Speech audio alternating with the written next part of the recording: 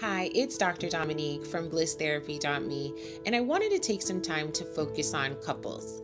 More importantly, how are you guys fighting? Whenever I have a couple in my session, the first question that I have for them is describe your last argument that you had. A lot of time through the arguments, I can kind of see the roles, I can see how the communication is working and what style that looks like for the couple. And then I'm able to even more importantly examine maybe some of the links that are missing in the communication. So if you find yourself a lot in communicating with your partner and you're using you, your, and or their name a lot, then I would say that maybe taking it back a little bit and using some I statements. I'm unhappy when I feel, and you can interject the word that you're feeling at that time.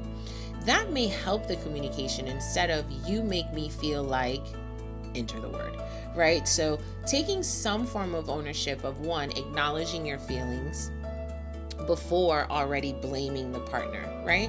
Another thing that I've noticed with communication is sometimes we'll communicate the problem first instead of what we actually appreciate, right? So we'll have one person will do something and we'll be like, "Oh, you forgot the milk," or "You forgot the napkins," something, but we don't say, "Thank you for bringing."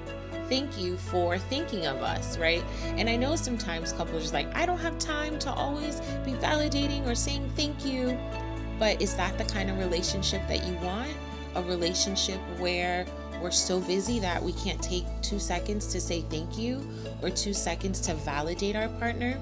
So it's really important that sometimes we examine our arguments, our fights, in order to really understand what's at the foundation of the relationship. What is it that's causing these fights to happen and to linger for so long? Because arguing isn't the problem. We're not going to always see eye to eye on everything, but it's how we argue and what does it look like after the argument. Are we coming back together and finding some solutions like, okay, I know the conversation started out wrong, but this is where I was coming from. Can I hear your point of view? Maybe switching up a little bit of the words, try not using so many negatives in a sentence and maybe bringing in some positives. I know it's difficult to think of these things in the moment of arguing, but if we don't make our arguments better, then I would guess that other things in the relationship won't improve either. So if you are in the state of Florida and need some help in your relationship or in your communication style, you can reach out to us. We're here to help.